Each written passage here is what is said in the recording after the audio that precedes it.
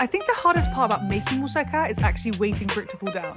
And the trick to making it easy is roasting the veggies in the same baking dish. Let me show you how. Thinly slice some potatoes and season with oil, fresh thyme and salt and pepper. Then transfer to a large and deep baking dish and layer up the sliced potatoes and bake until soft. Do the same with the aubergines and then layer them up on top of the softened potatoes. For the mince, fry some white onion and plenty of oil in the seasonings listed in the caption. Brown the mince, then add tin tomatoes, veggie stock, red wine and tomato puree. For the bechamels, melted butter, flour, milk and whisk continuously until the consistency thick. Recipe in the caption and follow to see what I make next.